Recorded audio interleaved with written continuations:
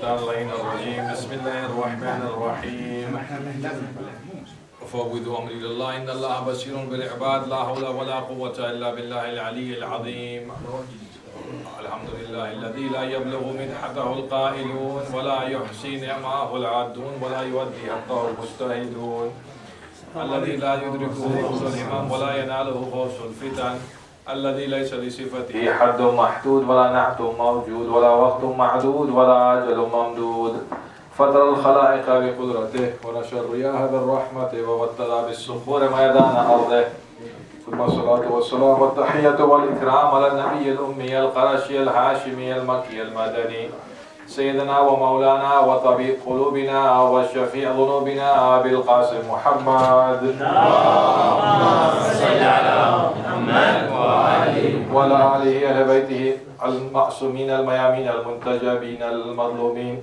لا سيما بقية الله الأعظم في الأرضين أرواحنا وأرواح العالمين لمقدمه الفداء واللعنة دائمة على أعدائهم أجمعين من يوم ظلمهم إلى قيام يوم الدين أما بعد رب اشرح لي صدري ويسر لي أمري واحلل عقدة من لساني يفقهوا قولي صلوات على محمد وآله اللهم صل على محمد وآل محمد. مؤمنين المؤمنات السلام عليكم جميعا ورحمة الله وبركاته. I would like to extend my congratulations to you, to the Mu'min and Mu'minat of our community, of our country, and everywhere across the world, to the ulama and the maraje, everywhere that they are, and to the Imam of our time, of course, on this auspicious day, on this birth anniversary of our fifth Imam, Imam Muhammad ibn Ali al-Baqir alayhi salatu wasalam. MashaAllah, we are in a mood of celebration, of remembrance of this holy personality, and we who are the followers of the Ahlulbait, we are happy on the occasions that the Ahlulbait are happy, and we express grief and sadness on the occasions that the Ahlulbait, they express grief and their sadness. So today is the occasion of birth, remembrance of a birth, and that is a birth is a happy occasion. MashaAllah, many of you are wearing good colors, and you're wearing happy colors, which are very important that our youth learn to practice this culture of wearing something that is appropriate with our occasion, inshallah. And it's important to remember that the celebration with the Ahlul Bayt is an occasion to remember them, is an occasion to mention them, is an occasion to receive thawab and reward from Allah subhanahu wa ta'ala by participating with the Ahlul Bayt alayhim as-salam. Salawat ala Muhammad. Allahumma salli ala Muhammad wa ali Muhammad. Secondly, before we proceed, it's the month of Rajab. Today was the first of the month of Rajab al-Murajab, which is very important. It is the 7th month in the Islamic calendar. After Rajab comes what? Month of, my young brothers?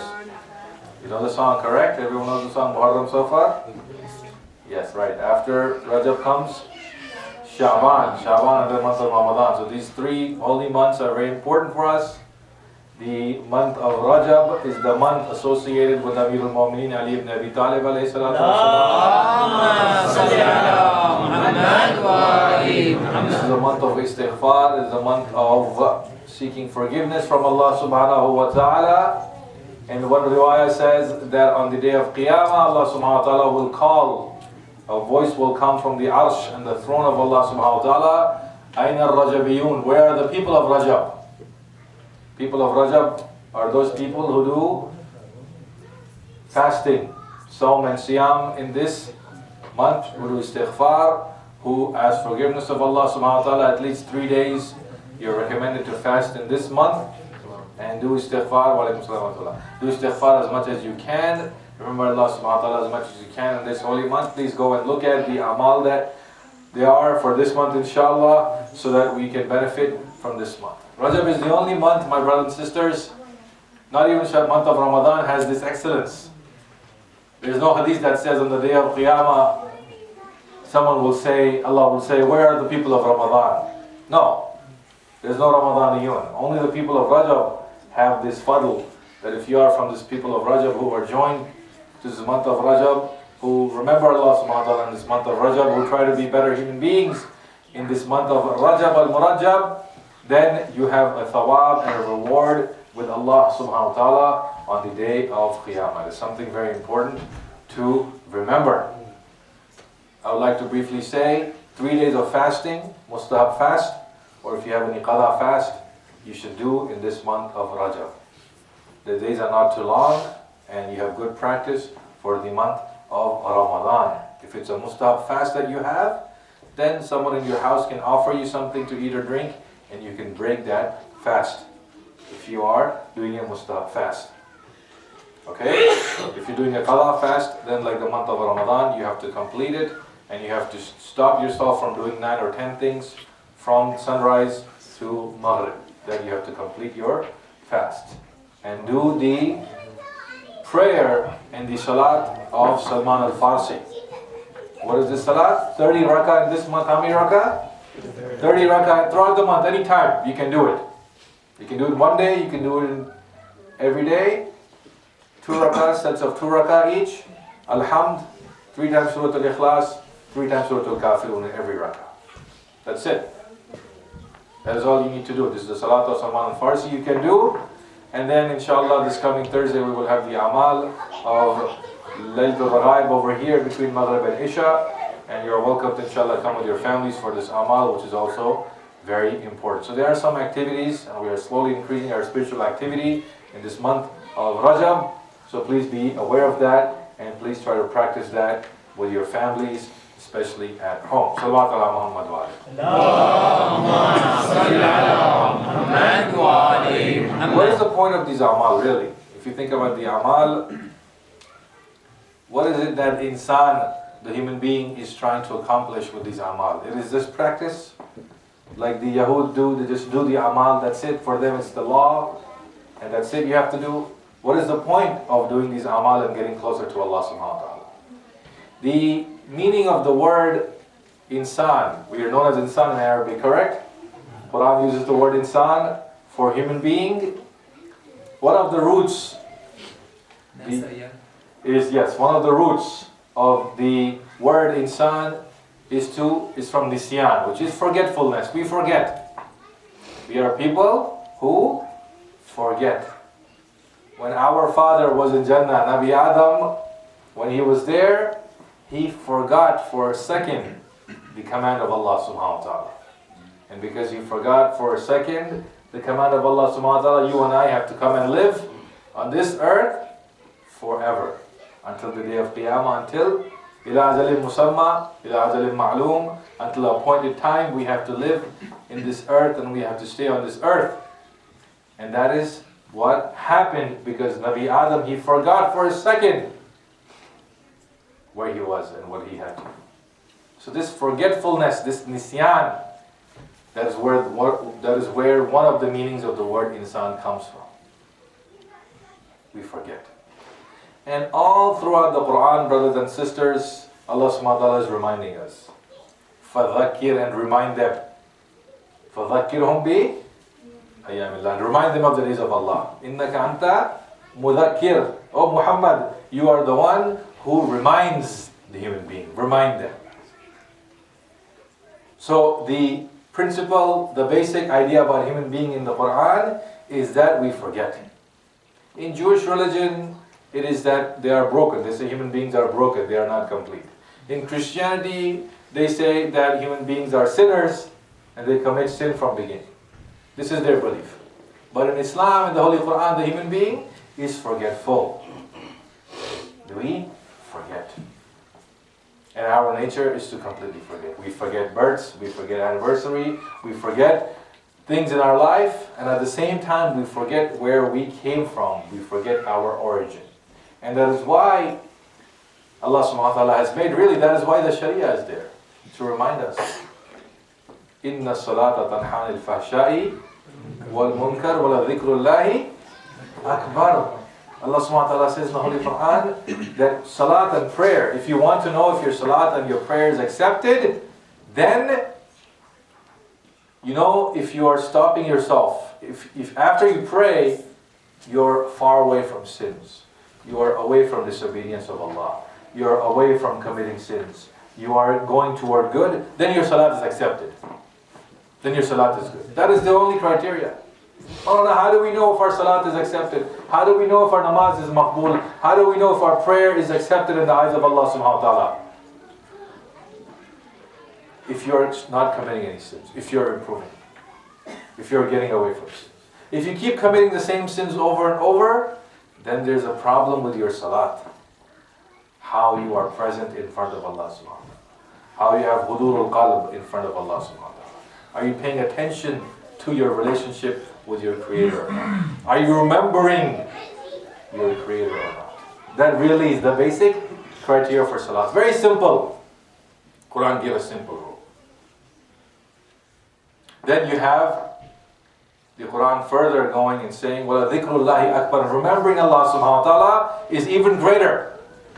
Always remembering Allah subhanahu wa ta'ala. Even when you are not doing salat. Even you finish your Fajr, you finish your Dhuhr, you finish your Maghrib and Isha, you always remembering Allah subhanahu wa ta'ala. Because you forget, you always remember and remind yourself of Allah subhanahu wa ta'ala. That really is the purpose of all the Anbiya. That is the purpose of all the Imams. That is the purpose of all the Sharia. That is the purpose of the month of Rajab, is to remind us. Because just like our father Adam, we forget we are interested in the garden. We think about the dunya, just like Adam was thinking about the garden. He was thinking about Jannah. He says, I want to stay in this Jannah. Give me from this tree. I want the mulk, I want the kingdom that Muhammad alayhi salatu wasalam had.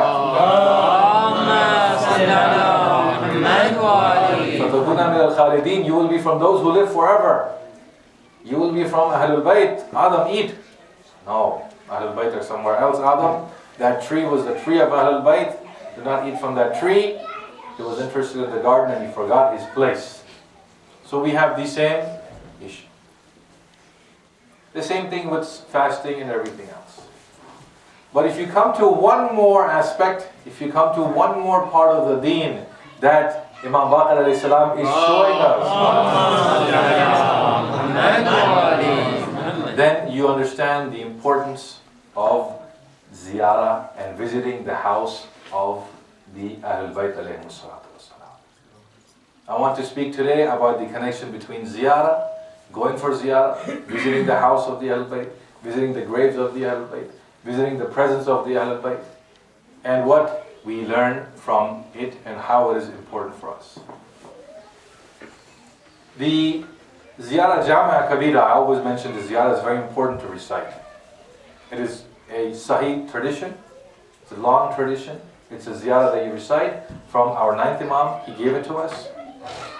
And in that, the Imam mentions something. He says, As-salamu ala, peace be upon mahalli ma'rifatillah. As-salamu ala masakini dhikrillah.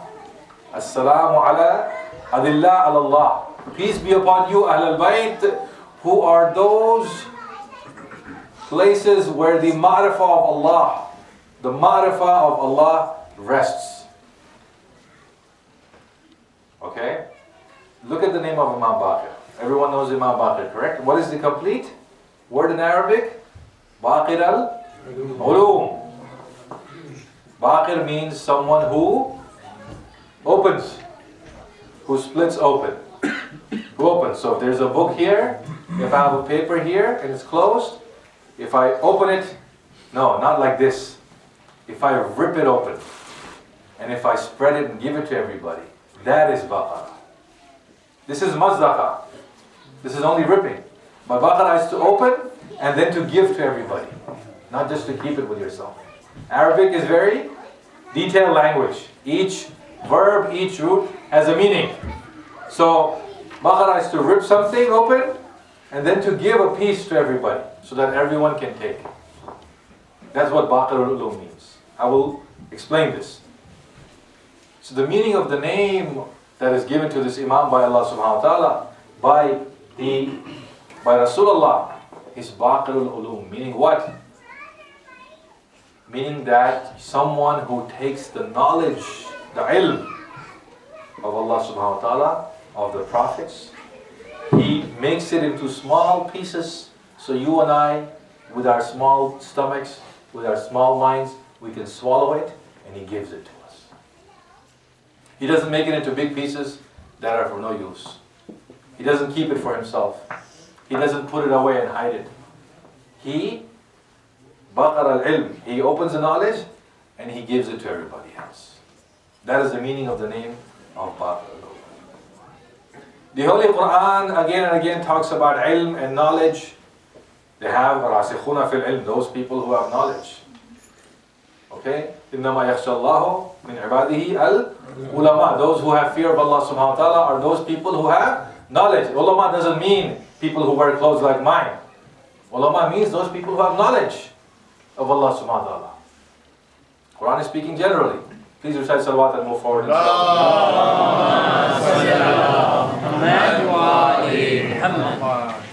So the Imam has two, Imam Baqir has two, stay with me. Two levels. One level he is talking about the knowledge and the ilm of the Anbiya, the Quran and the Wahi, the Rajimatul Wahi, those people who keep the Wahi of Allah subhanahu wa ta'ala, they keep it with them and they give the knowledge of Rasulullah to the people. That is at their level. That is at a level, my brothers and sisters, you and I cannot understand. Correct? We understand the Quran, we recite the Quran according to our understanding. But the way it was revealed, لَا يَمَسُّهُ إِلَّا الْمُطَهَّرُونَ, only the pure people can fully understand it. So Imam Baqir brings back after Karbala, after the murder of Imam Hussein, after the tragedy of Karbala, after the oppression of Imam Zain al-Abidin, this Imam comes, he has some freedom, and he spreads the knowledge of the Anbiya and the Ahlulbait amongst the people. But there is another thing, which is ma'rifah. Please pay attention to the difference between ilm and ma'rifah. Knowledge and acknowledging. Okay? Ilm and ma'rifah. Ilm is the pure ilm that is given by Allah subhanahu wa ta'ala. It is a pure knowledge without any breaks. That is given to the prophets, given to the Ahlulbait, given to the Imams, and they have their ilm. You and I do not have ilm. So what do we have? We have ma'rifah. What is the difference between ilm and ma'rifah? According to the ulama of the nafs, according to Sayyid Kamal, according to Shaykh Jawadi Amuli, according to Hassanzade Amuli, ma'rifah is al-ilmu ba'd al-nisyan. Ma'rifah is having knowledge after you forget. The Ahlul Bayt and the Imams, the awliya of Allah, they never forget Allah. The Imams of the Ahlul Bayt, they never forget. Their nafs is constantly doing the remembrance of Allah subhanahu wa ta'ala. But you and I, we forget. Because we forget, we have to be reminded. We have to be given the dhikr again and again. So this is ma'rifah. So the Imam, when you go and visit him, when you see, he is the mahalli ma'rifatillah, he is the place where the remembrance of Allah subhanahu wa ta'ala takes place. Where the mu'mineen that go from every different corner of the world, and if you go, alhamdulillah, like we went for 10 days, we were able to go, alhamdulillah, to the city of Karbala and visit Abu Abdullah Hussein and Abu al-Fadl Abbas. We were able to go to the city of Najaf al-Ashraf and visit Amir al-Mu'mineen alayhi salatu wasalam. We were able to go to Samarra and visit Imam al-Hadi and Imam al-Askari. We were able to go to Kazimain and we were able to visit Imam al-Kadhim and Imam al-Jawad alayhi salatu wasalam. What is the point of going so far, really? What is the point? You get in a plane, you spend the money, you go, you stay overnight, you travel to a foreign country, you don't speak the language, the weather is hot, you become sick, your feet hurt, the medical facilities are not there, you can't contact your family members. It's a problem, it's an issue. You're going somewhere else, traveling is an issue, right? What is the point of making this entire journey? From here to there, and sometimes being away from your family members and so on. Why? Because you want to remember where you came from. You want to be reminded of your origin. You want to be reminded of your purpose in life. You want to be reminded of where you came from. And the Ahlul Bayt on the other side, my brothers and sisters, those of us who want to go, those of us who have been, we went this time. Some of you have gone the last year, some of you have gone the year before, some of you want to go again, inshallah. May Allah give all of us the tawfiq to go whenever it is appropriate for us to go. The way the Ahlul Bayt accept us is only through their love. Only through their love. Nothing else. If Ahlulbait stood up with us and they were just, they did adl, then you and I wouldn't be here. If they said to us, you came to us, did you do all the wajibat? Did you stay from the haram? Did you follow us? We said we are sorry. Allahumma salli ala Muhammad wa ali Muhammad. Even the mic wants to go for ziyarah. The mic is on. Another salawat, please. Allahumma salli ala Muhammad wa ali. You came to us. Did you follow where you're living in Milwaukee? Did you follow our ahkam? You say, we're sorry.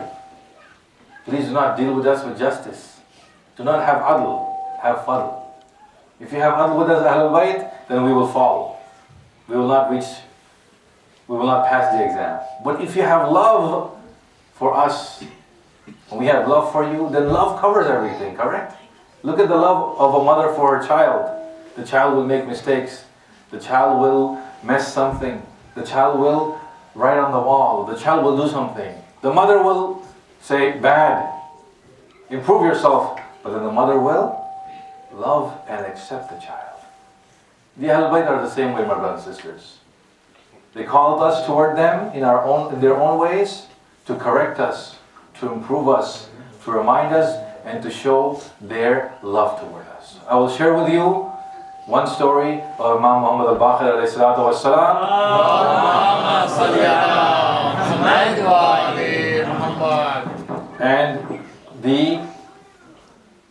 Sorry? Bring it down. Bring it down? Yeah, just a little. Sorry. Did you get a new mic while I was gone? It's improved. Improved, mashallah, mashallah. Muhammad wa ali Muhammad salawat. Allahumma salli ala Muhammad wa ali. Say with me, this reminding, in Uyun al-Akhbar, it is related that Ziyad al-Aswad came from Kufa to visit the Imam in Medina. Today you and I can sit in a flight and we can go 14 hours, 15 hours from here, 5,000, 7,000, 10,000 miles. Okay? We can go very easily. People are flying from Iran, from India, from Pakistan to the Najaf and Karbala without any problems. Very short trip, very easy trip. Those days from Kufa to Medina, 1,500 miles.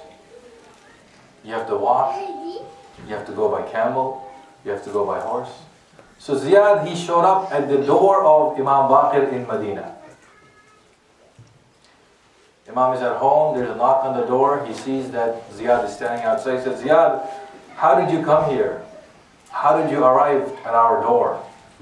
He says, Mola, I came, but I had nothing when I left my house.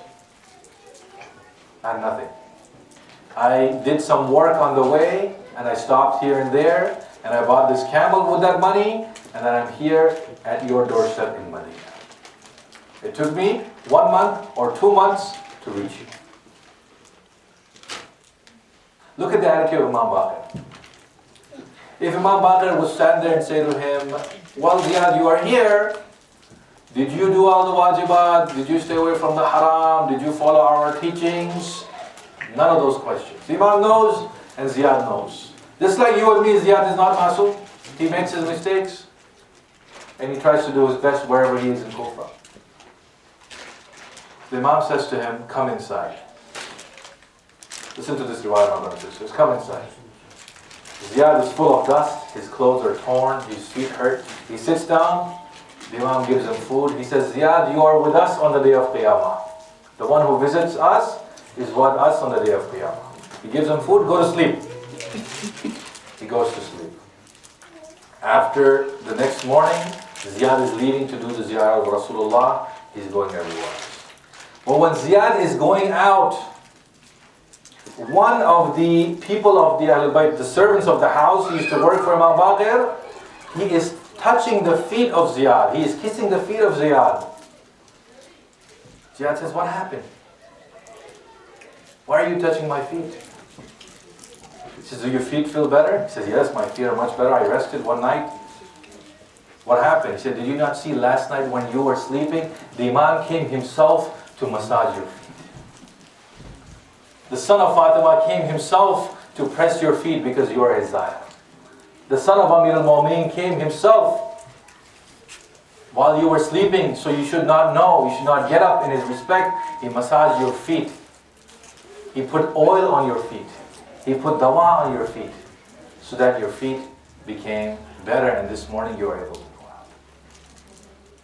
This is the wasajiyatukumul ihsan. This is the sunnah of the Ahlulbait. That whoever goes from wherever they come from, we went alhamdulillah comfortably. The money, our currency here has a lot of power in that country. We went comfortably, we stayed comfortably, we ate comfortably. But look at those people, my brothers and sisters, who come walking miles and miles from their villages. We have the people of Iraq, they know. They have nothing. They save up their entire life, go for one ziyarah of Karbala and one ziyarah. They go and they are accepted. They visit and they are accepted. So brothers and sisters, it is our duty to go for the ziyarah of Ahlulbait. It is our religious duty to go for the ziyarah of Ahlulbait. One hadith that is written beautifully in Najaf on the haram of Amir al-Mu'mineen. One hadith from Rasulullah sallallahu alayhi wa sallam. Inna mathala aliyin fikum. The example of Ali amongst you, O Muslims. O Muslims, what is Ali? Inna mathala aliyin fikum kamathali al-Ka'ba al-Mastura. Is like the example of the Kaaba. So the Imam is like the Kaaba. In the words of Abu al-Fatih Abbas, he is greater than the Kaaba. The Imam is like the Kaaba. An-nadaru ilayha ibadah. Rasulullah says, looking at Ali is worship. Looking at the haram of Ali is worship. Going to the ghari of Ali is worship of Allah subhanahu wa ta'ala. Just by looking and being there, you're doing the ibadah of Allah subhanahu wa ta'ala. وَالْحَجُّ إِلَيْهَا فَرِيضَةٌ. And doing Hajj to Ali, subhanallah. Hajj is going to the Kaaba, Rasulullah. You are the Rasul of Allah. Is Hajj done anywhere else besides Kaaba? Rasulullah said yes. Hajj is done to my family. Hajj is done to my Ahlul Bayt. Hajj is done to Ali and to the children of Ali and Fatima. وَالْحَجُّ إِلَيْهَا فَرِيضَةٌ. Going to Ali and visiting the house of Ali and the shrine of Ali and his children is wajib, Rasulullah tells us. It's a farida. Farida is the same word used for Hajj, which we go to, or the ziyarah that we go. So the example of Ali amongst you is like the example of the Kaaba. Looking at him is the worship, and going to him is a requirement. Our brothers and sisters, it is sometimes we don't think about those things when we are here. We want to be in our daily schedule, correct? We want to have our weekly schedule. We think about these things. Sometimes we have time for vacation. But I want to invite you, I want to encourage you to go for this ziyarah. Even if you have a little bit, go. You go to Imam Hussein and you say, I have come to you, I have nothing else left. I put all whatever I had for ziyarah. You send me back home. And you invite me again. They will do that. If your love is sincere, if your heart has ikhlas, if your heart has purity, they will do that. They will do that. They will find a way for you to come back to it. Look at Jabir, this companion of Rasulullah who was very old, Jabir ibn Abdullah al-Ansari, who was there for Ziyarat of Arba'in. What did he do? He's sitting after Karbala. He could not find the Imams of the Ahlulbait. He's sitting in Medina. And his eyesight is gone. He's almost blind. He's 70 years old. 70 years old at that time is very long life. People didn't live that long. He's sitting there, facing the Qibla and yelling, Ya Baqir, Ya Baqir. Ya Baqir al-Ulum. This is just the call of Jabir. People are passing by him and saying, Sahabi of Rasulullah, who is Baqir? Who are you calling? Man huwa al-Baqir? Who is this Baqir? Jabir is saying, Ya Baqir, Ya Baqir. I need to complete my iman. I need to do my hajj. I need to complete my wajibat of my deen, Jabir is saying. The Sahabi of Rasulullah, the one who lived with Rasulullah, the one who studied with Rasulullah. the one who saw Amir al-Mu'mineen and Imam Hassan and Fatima al-Zahra and Imam Hussein and Imam Hussein, 5 Imams, 6 Imams and the Masumin. He says, no, I am not going to go from this place until I see al-Baqir. He's sitting there like Yaqub is calling for Yusuf. Just like Yaqub is calling for Yusuf, Jabir is sitting there in Medina calling, Ya Baqir, Ya Baqir. This is the companion of us. And one day while he is walking outside in the streets, Jabir sees there's a young boy of maybe 6 or 7 years old. So this is a few years after Karbala. And he sees that young boy with whatever eyesight he has. And he says, you remind me of somebody. He doesn't say who. He says, you remind me of somebody. Come here. So this young boy comes here. He says, go back. And he moves back. He says, what is your name? He says, I am Muhammad ibn Ali, ibn Hussein ibn Ali ibn Abi Talib. Salawat ala Muhammad. That is who I am. So Jabir realizes that he has reached his destination. He has done his Hajj to the Imam of his time. He has completed his Hajj to the Imam of his time. He meets Imam Baqir. He greets him. And the hands of Imam Baqir go on his face, and the eyesight of Jabir returns. And after that, Jabir goes from this world. Jabir dies. But brothers and sisters, that is the love for the Ahlulbait. And ziyarah is an expression of love. Visit is an expression of love, correct? When your friend is sick, when someone you love is sick, then you go and you do the ziyarah. And Imam Baqir is calling us toward him in Baqi in Medina. We are waiting for that day when the Dhariya of the Imams of Baqi can be built and is built, and those people who are oppressing the Ahlulbait are removed from the face of this earth. So those who remind us of Allah, those who are the Adillah Allah, those who are the guides toward Allah, their haram and their Dhari can be built so we can visit it and we are reminded of Allah subhanahu wa ta'ala in Baqi. Salawat ala Muhammad wa ala. Allahumma salli ala Muhammad wa ali Muhammad. Ziyarah helps us in this world. The barakat of ziyarah are endless. 65. Sayyid Khamenei in one of his books mentions 65 different riwayat for the benefits of doing ziyarah.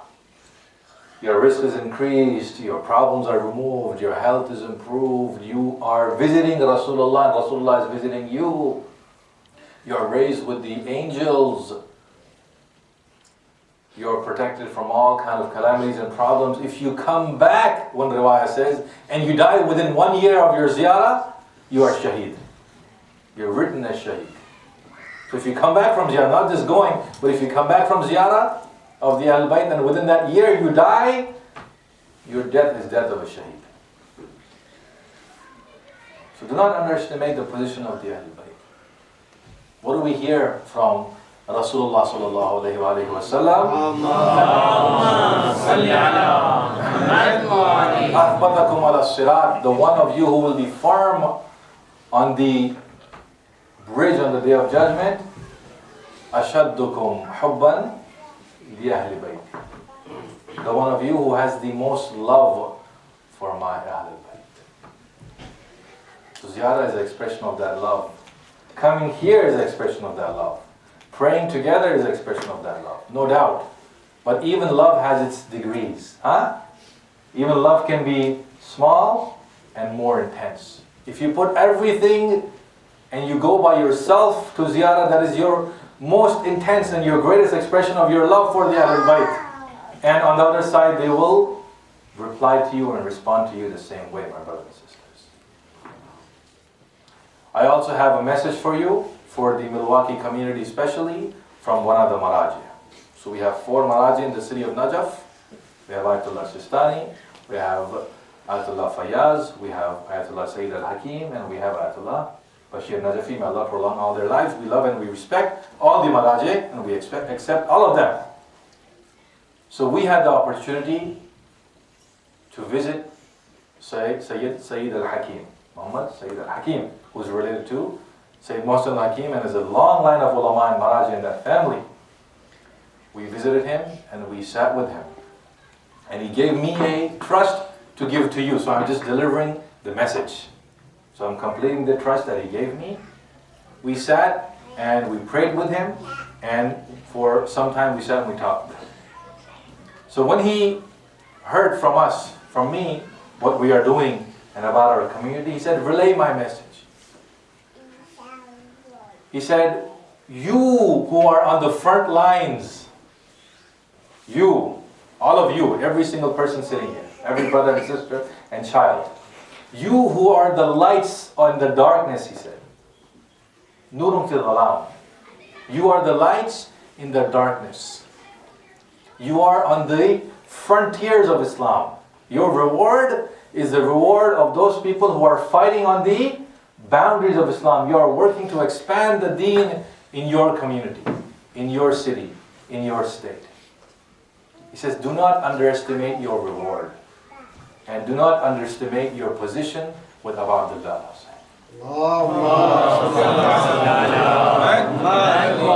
This is the marja of the deen who knows his riwayat, who knows his tradition. This is the highest authority. He says, the Ahlulbait have nothing but love for you. The Ahlulbait have nothing but admiration for you. The Ahlulbait are there helping you and praying for you, and you are in my du'as. This is the message of the marja of the deen for you, which I'm giving. Just continue what you're doing, and the only way, he says, that you are going to succeed in establishing your deen and improving is your akhlaq. He did not say Sharia, he did not say anything else. He said, watch how you behave. And I asked him, I invited him, I said, Sayyid, what do you mean by this? He says, watch your behavior in public. Because everyone is watching the Muslims. One mistake we do, he said, is made into 10,000 things. One Muslim makes one mistake, that is blown up out of proportion. He said the same way, one good thing you do, one khair you do,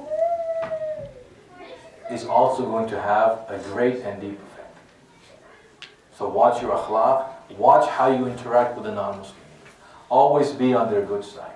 Always have ikhlas. Always have sincerity. Always behave with them like you want someone to behave with you. Do not betray the trust of people. Do not make a bad image for Islam. Do not fraud people.